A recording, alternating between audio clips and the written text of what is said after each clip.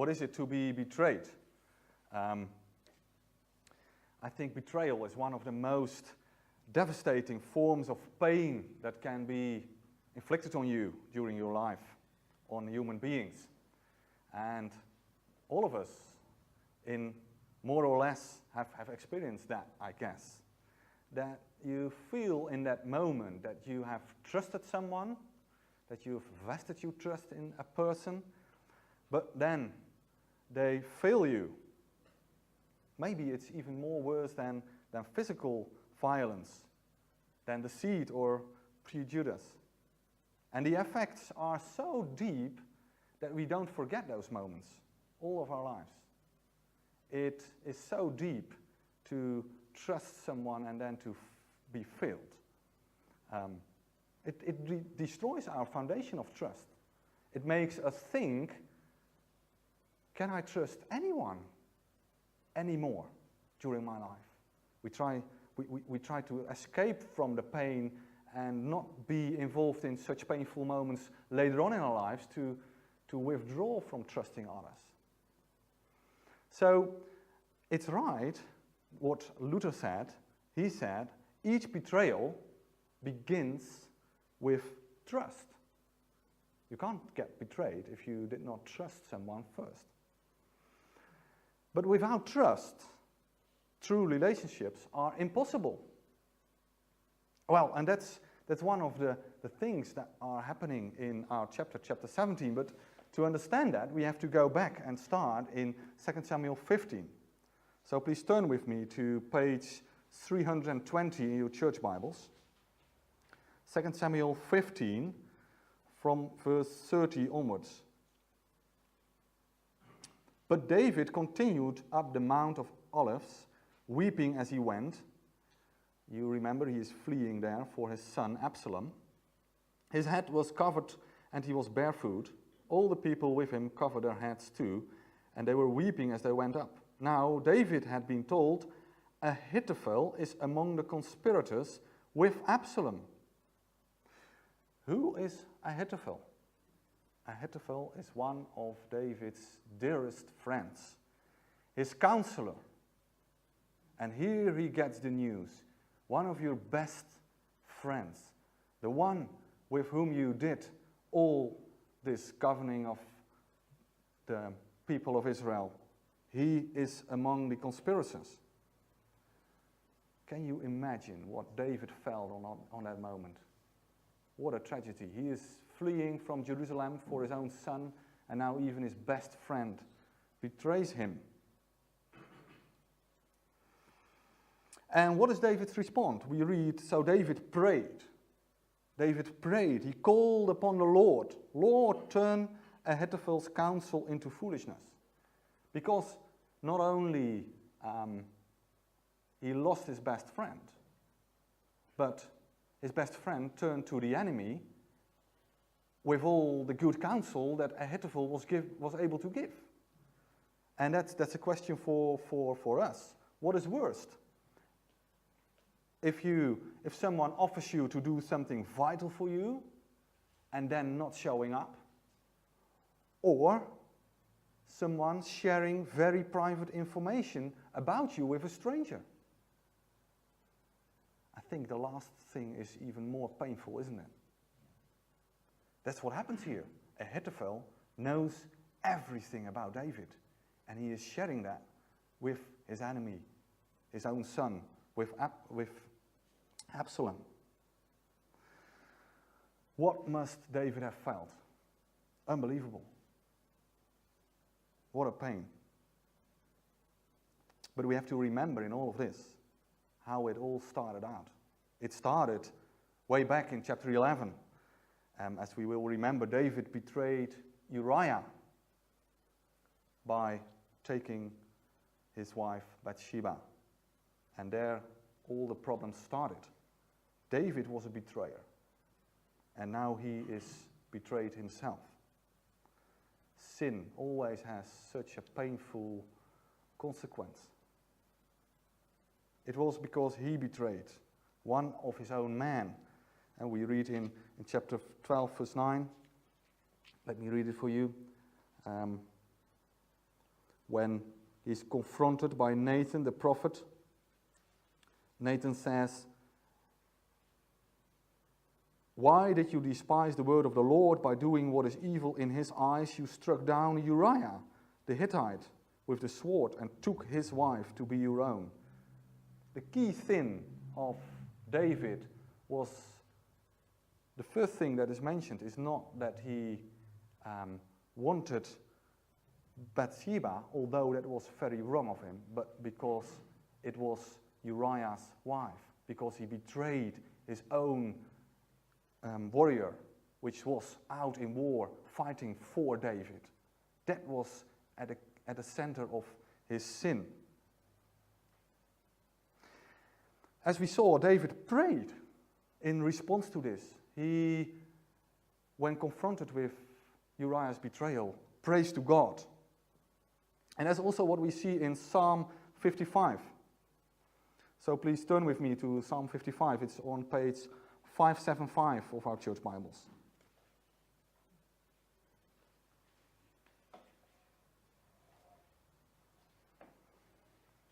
Psalm 55 is written by David probably in these circumstances.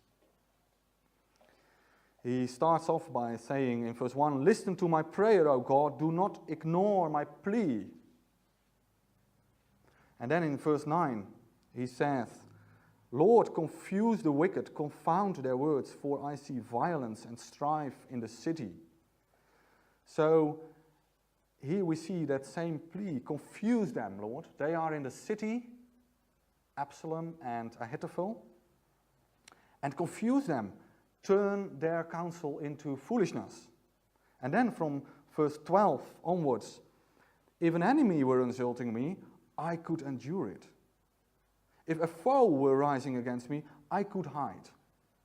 But it is you, a man like myself, my companion, my close friend, with whom I once enjoyed sweet fellowship at the house of God, as we walked about among the worshippers."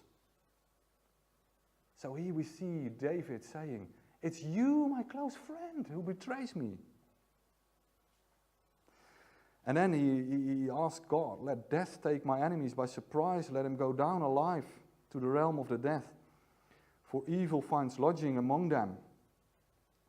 But he leaves it all to God. He says in verse 16, "As for me, I call to God, and the Lord saves me."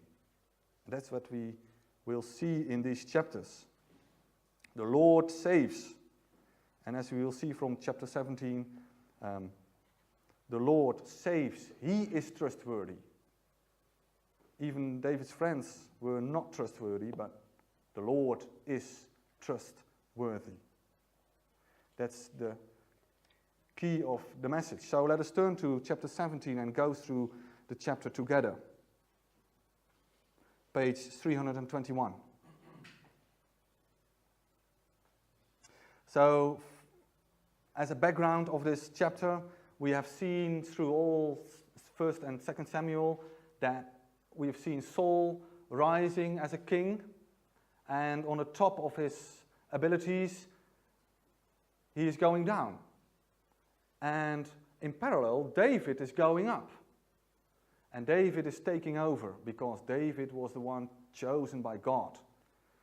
And when David is on his top, David is going down also because he sinned. He took Bathsheba. And now David is going down and down and down. Now he has to flee for his own son out of the city. How is this going to end? Is the end of the godly man the same as the wicked man? That's the big question. He has to flee the city, and soon he will be taken out. It's just a couple of days or even hours before he's killed, and it's an end of the story. That's where we're at. So what happens? Well, Ahithophel said to Absalom, "I will choose 12,000 men and set out tonight in the pursuit of David. I would attack him while he is weary and weak." He was weary and weak, so he's right. "I would strike him with terror, and then all the people with him will flee." So Ahithophel is courageous, isn't it? He is willing to go himself, lead this elite army. Let's say that is a raid with commandos to take out David. It's good advice, really. Military, it's good. But moral, it's not good. And bring all the people back to you, to Absalom. The death of the man you seek will mean the return of all. So let us take out only David, and you win all the people of Israel. Even that is only one man, and you will take all Israel. Well, that's a good balance, isn't it? This plan seemed good to Absalom and to all the elders of Israel. But Absalom said, summon also Hushai the Archite. Well, who is Hushai? Hushai is also a counselor of David, but he is loyal to David. He wanted to go with David, and David said to him, no. You go back into Jerusalem, and you'll be a spy for me. Maybe you can twist Absalom's counsel. So here we have two counselors, Absalom and Hushai, competing. How will this end? Absalom asks for Hushai's counsel, so that we can hear what he has to say as well. Verse 6. When Hushai came to him, Absalom said, Ahithophel has given this advice. Should we do what he says? And if not, give us your opinion. Whoa, here is Hushai. And on his feet, he has to argue about this super plan of Ahithophel. What would you say? Hushai replied to Absalom, the advice of Ahithophel has given is not good this time. You know your father and his men. They are fighters, and as fierce as a wild bear, robbed of her cubs. So he says, this time, most of the time, Ahithophel is a good man, but this time not.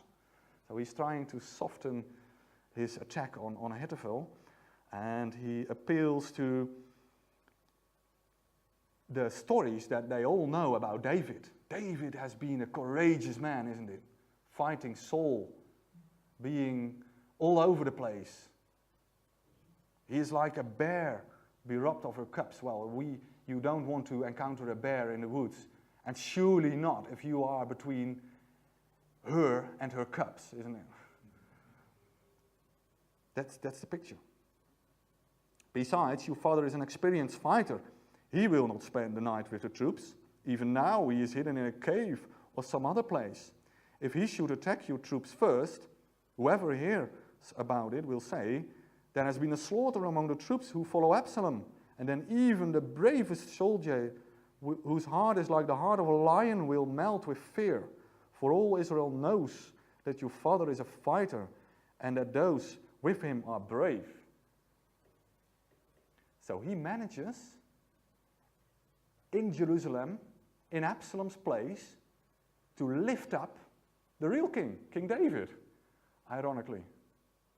He's even able, before all the men among Absalom, who are with Absalom, to bring out a good story about David. And then he says, verse 11, so I advise you, let all Israel from Dan to Beersheba, well, that's from the top to the bottom, all places together, whole Israel, as numerous as the sand of the seashore, be gathered to you, with you yourself leading them into the battle. Absalom has to go, according to Hushai's plan, with the army into the battle. Isn't that dangerous?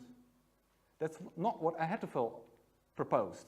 He said, I will go, and you stay back in Jerusalem. Why is this appealing to Absalom? Because we will see, he will follow Hushai's plan. Isn't it amazing?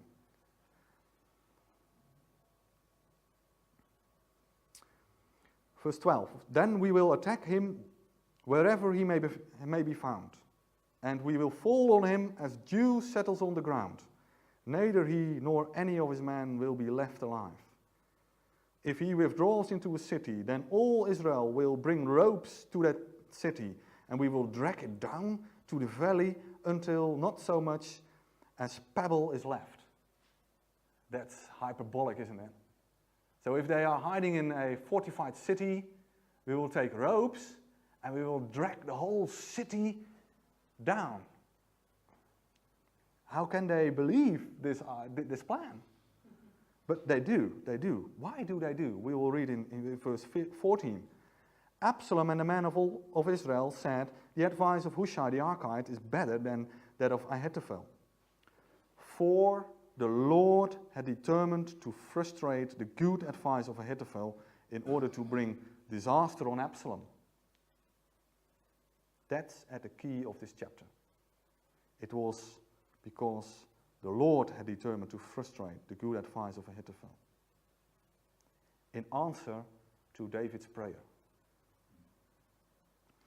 So, Hushai told Zadok and Abiathar, the priests, these are two people also loyal to David, and they are in the city because they are priests, so they did as if they were loyal to Absalom and stayed in Jerusalem because there's a temple, so that they had a good covering up. And both men had sons who were runners, and they are able to transmit a message to David if possible. But Hushai told it to Zadok and Abiathar, the priest, and Ahithophel, and he said, Ahithophel has advised Absalom and the elders of Israel to do such and such, but I have advised them to do so and so. So what we see here is that the decision is not yet made, but Hushai tries to relay this vital information to David. Now send a message at once and tell David, do not spend the night at the forts in the wilderness, cross over without fail, or the king and all the people with him will be swallowed up. And then Zadok and Abiathar both have a son, Jonathan and Ahimaaz.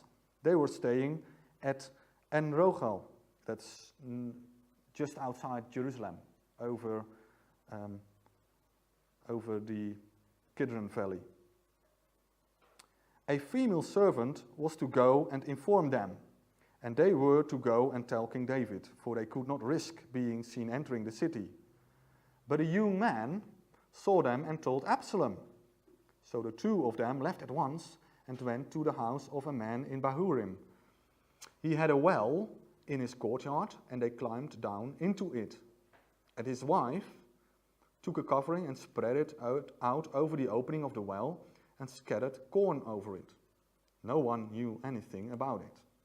And when Absalom's men came to the women at the house, obviously to search the man, they asked, where are Ahimaaz and Jonathan? The women answered them, they crossed over the brook. I don't know. The men searched but found no one, so they returned to Jerusalem. And after they had gone, the two climbed out of the well and went to inform King David. And they said to him, set out and cross the river at once. Ahithophel has advised such and such against you. So David and all the people with him set out and crossed the Jordan. That's at the border of Israel. And by daybreak, no one was left who had not crossed the Jordan. And when Ahithophel saw that his advice had not been followed, he saddled his donkey, set out for his house in his hometown, and he put his house in order and then hanged himself. What a sad story. So he died and was buried in his father's tomb. And also let us read the last couple of verses. So David escapes, but it's a narrow escape. David went to Mahanaim, and Absalom crossed the Jordan later on with all the men of Israel. So that must have passed for at least a couple of days to collect all the men to him. And Absalom has appointed Amasa over the army in place of Joab. Amasa was the son of Jether and an Ishmaelite who had married Abigail, the daughter of Nahash and sister of Zeruiah, the mother of Joab. And the Israelites and Absalom camped in the land of Gilead. And when David came to Mahanaim, Shobi son of Nahash from Rabbah of the Ammonites, and Machir son of Ammiel from Lodebar, and Barzillai the Gileadite from Rogelim, brought bedding and bowls and articles of pottery. They also brought wheat and barley, flour and roasted grain, beans and lentils, honey and curds, sheep and cheese from cow's milk, for David and his people to eat. And they said, the people have become exhausted and hungry and thirsty in the wilderness. What a story, and what a conclusion. The conclusion reminds me of Psalm 23, isn't it? The Lord is my shepherd, I shall not want. And even in the wilderness, he's preparing a table for me. He is lavished with all good stuff. But it's a narrow escape. The key verse was verse 14. The Lord had determined to frustrate the good advice of Ahithophel in order to bring disaster on Absalom. So what is at stake here is the dynastic promise. God promised David to be king forever. And ultimately, what is at stake is Jesus, the son of David, because he will be on the throne of David, not on the throne of Absalom. So this must have a good ending. But that is not what the people involved can know at the moment. They step up and are involved in executing God's plan. So we see here two things that I want to unpack with you.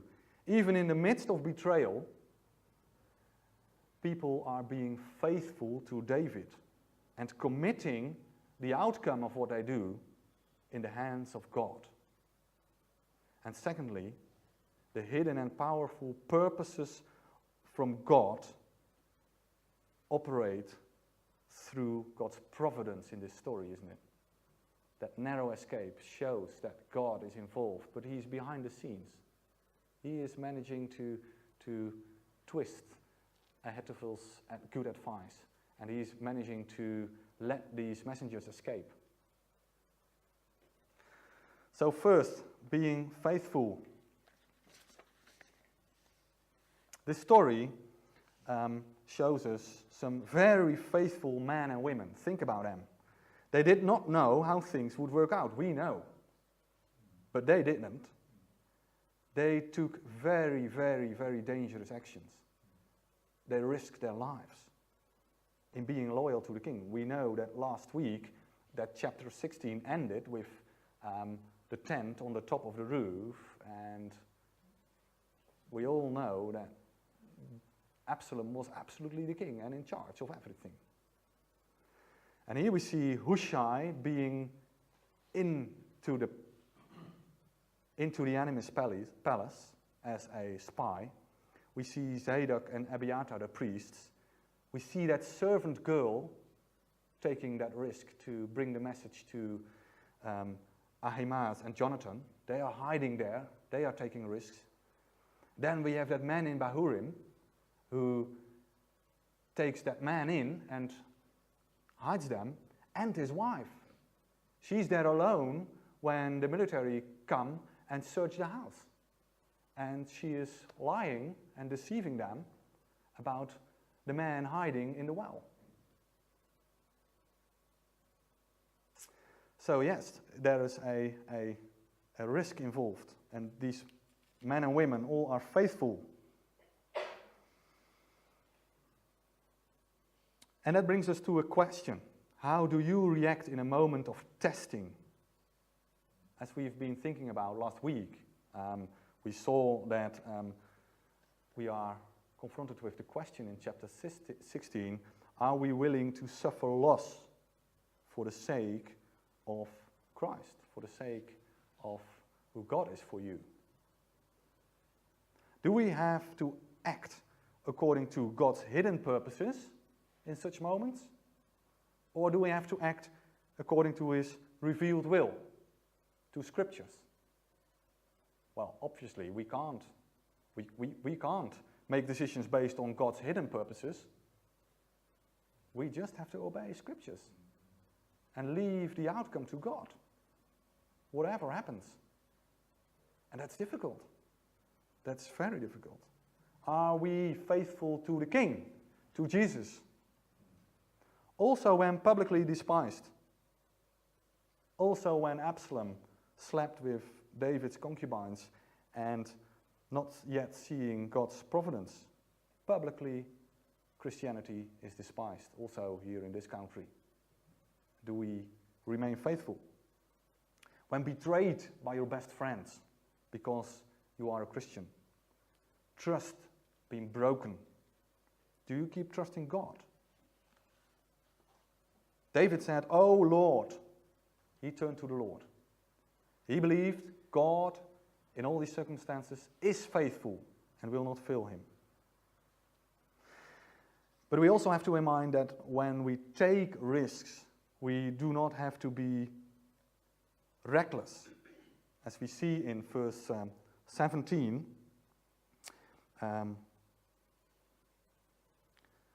Jonathan and Ahimaaz could not risk being seen entering the city. So we do not have to be reckless. We have to use our senses.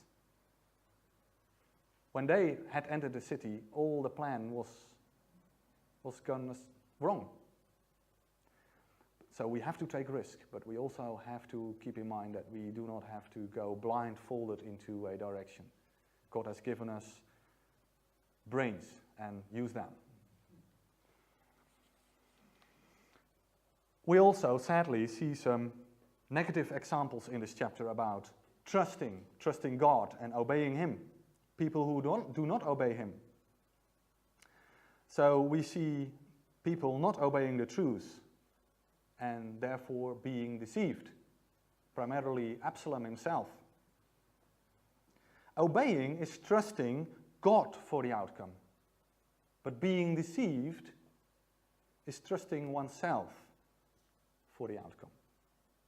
And we have to be aware of that, even if we are Christians. We have in the Lord's Prayer, lead us not into temptation. We have to ask for spiritual discernment, and in every decision that we make, have to think about, do we lean in this decision on God's providence, or do we try to save ourselves? Do we trust in our power? Absalom's downfall was not on the battlefield, as we will see next time in the next chapter. He will be killed in the battle. But the real defeat here happens in his war cabinet, in his own head, in the way he thinks. Hushai, yes, he is instrumental in God's plan to deceive him, but it's still Absalom himself who is confronted by a wrong man, by Ahithophel with good advice. We saw in the last verse of chapter 16 that now in those days the advice Ahithophel gave was like the one who inquires of God. That was how both David and Absalom regarded all of Ahithophel's advice. So, although Ahithophel's advice was against God, it was good, godly advice. And Absalom ignored God's advice by not listening to Ahithophel. And he listened to deceiving things by a good man, Hushai. That's twisted, isn't it? But it's still, although God governed all of this, it's Absalom who himself is responsible and made a wrong decision. So Absalom Ahithophel advises Absalom to stay safe in Jerusalem. But Hushai says, go out into war.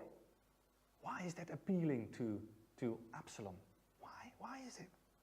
Well, Absalom was an handsome man. He has long hairs, as we will see in the next chapter. He wants to be in that army and to claim the victory. It's appealing to him. It appealed to his arrogance. And when we are pleased, we have to be on alert. We ourselves can have advice that appeals to our arrogance too. And we have to be careful. Lead us not into temptation, Lord. Ahithophel's advice is about as we see in 17 verse 1. I would choose, that's what Ahithophel says. Well, I would choose, but Hushai is more shrewd, as we will see in verses 12 and 13. Then we will attack him. And if he withdraws into the city, then all Israel will bring ropes to the city, and we will drag it down to the valley. So, Hushai, very cleverly, allies with Absalom and talks in we form. Be aware of that. Be aware of that. It's better if someone gives you advice and says, well, I would do, but I leave it up to you now. That's better. You can recognize wrong advice by listening to these things. So, Ahithophel directs, but Hushai pampers. Ahithophel is a winner, is a killer. He wants to take out David. But Hushai is nourishing arrogance. Ahithophel gives the better advice, but Hushai, sadly, gives more convincing advice. And, well, we see that in our own society as well, in our government, isn't it? It's so ironical. It's so megalomania. It appeals to go as dew covers the ground. We find safety in numbers, isn't it? We build millennium domes, and we even now, in the military, we have, you British, in your Navy, you have two aircraft carriers bought at an extraordinary price, and with these two superb assets, you think you're safe. But on its maiden voyage, it was leaking water, and it has to now be brought back into the dock for another 6 months to get repaired. We all do that, isn't it? We buy stealth fighters, because then we will be invisible and superb to all the people, but we can't get on the ground, and we are caught in all kind of wars where we have to enter with men on the ground, and we lose and we suffer and we don't understand. It's sad, but it's even going on, these kind of advices today. It's appealing to arrogance. So when Ahithophel, and that's our second example, sees that for irrational reasons his good advice is ignored. Remember, he vested all his trust now in Absalom, wrongly, but he did. So now Ahithophel feels betrayed, and he can't bear it. He was willing to lead that army for Absalom. He was willing to go into that war for Absalom. And on irrational reasons, it was put aside. And convinced that he would fail, that the whole operation will fail. And knowing that he is a guilty conspirator, he takes the decision to take his own life. Well, I guess if he repented and went to David, David now understands what it is to be forgiven, because he betrayed with Bathsheba. I guess David would welcome him, having learned that lesson, isn't it? But Ahithophel could not cope. It's so sad. And even in our society, many, many people can't cope, and they step out. It's so sad. But it's never a solution. There is always a way of repentance, sure. You can come to the Lord. You can find forgiveness, really. really. So, if you find yourself in having these kind of thoughts, please, please, please, talk to one another. Talk.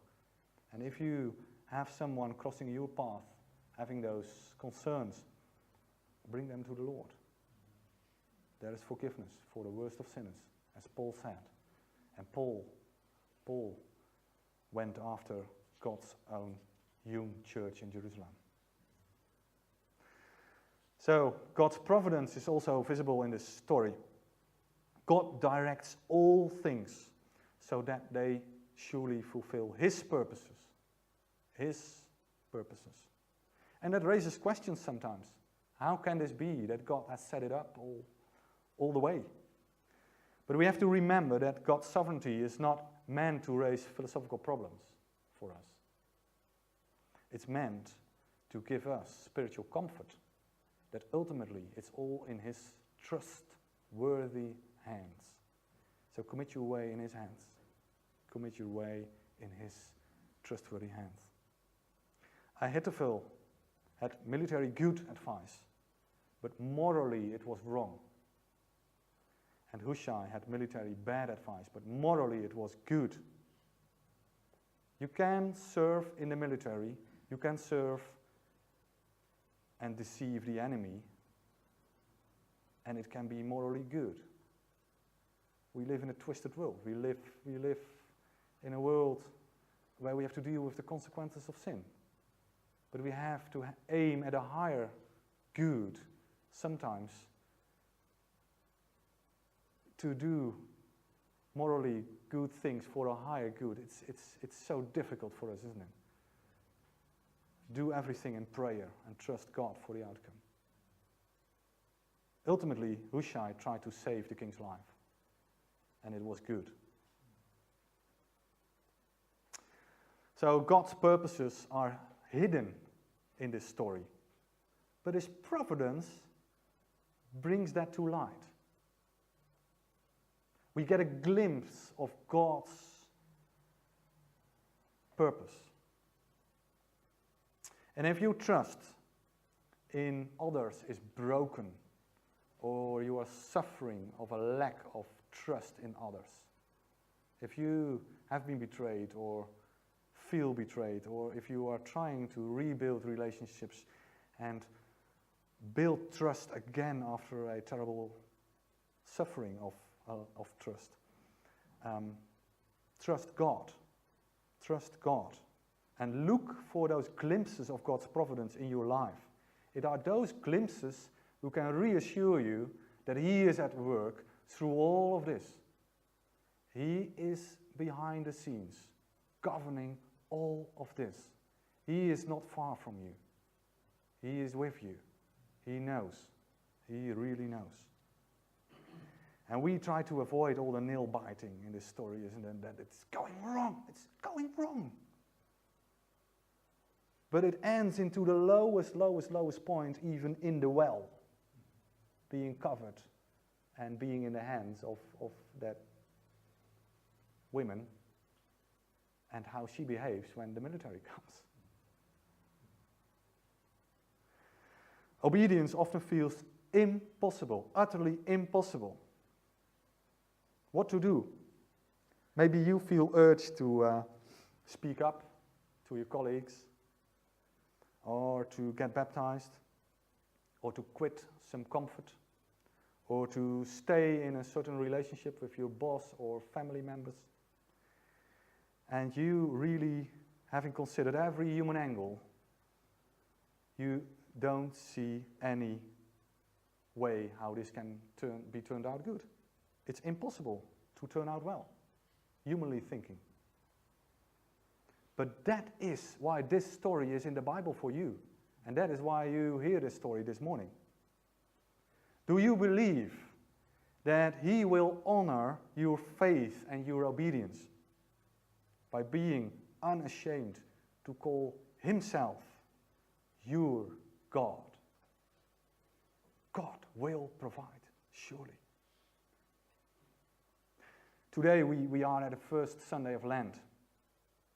So in closing, I want to draw some lines to Jesus, our King. And in Lent, we make our hearts ready for remembering Jesus and embracing Jesus' death and resurrection.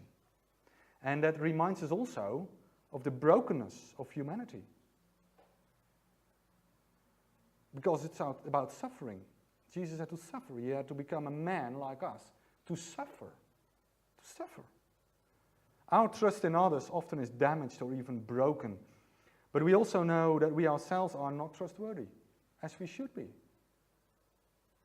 We are all dealing with the consequences of sin, even in our own lives. And instead of becoming bitter or regarding others as inherently untrustworthy and not committing ourselves to anyone anymore, this Bible story teaches us a simple truth.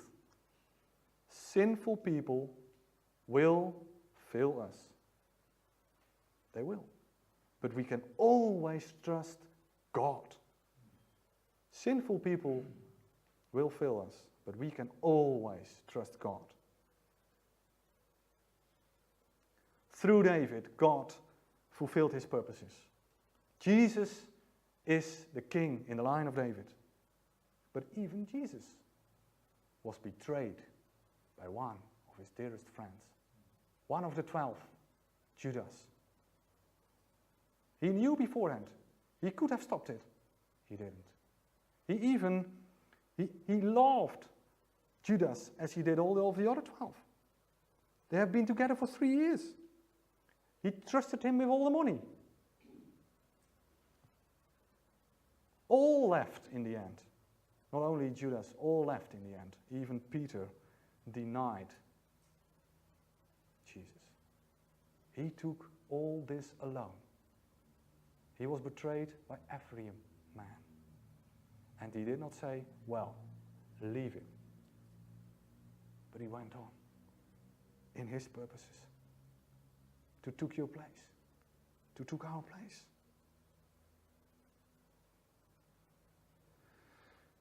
What an anguish, what a pain, what a hurt fell on Jesus. And he chose to do so freely.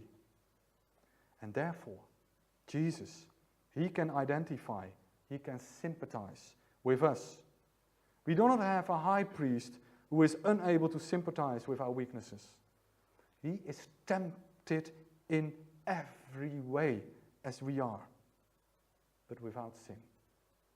He knows exactly what you are going through, or have been going through, or maybe in the future will go through. Ultimately, nothing can interfere with what he has purposed. And nothing is more central into his purpose than the cross. Nothing could interfere with that cross, even betrayal. Nothing could. What a privilege that we know and that we live after the cross, and that we know that the ultimate victory has been won, and that he will surely come back one day. He will accomplish what he has ordained. And in spite of the fact that we all are inherently not trusting him as we are born outside of Christ, not being saved, but he was faithful, humbling himself, becoming obedient to death, even a death on a cross, for untrustworthy people like we all are. What a grace. Let us embrace that. And so we are free to trust others. Even if we know that maybe it will not work out in the end, and we will get hurt. We are free to trust others. And experiencing the joy that that brings, to be able to trust one another. Because our ultimate security is not in the people around us, but in him, in Jesus. He will never leave you. Never will he forsake you. Trust him.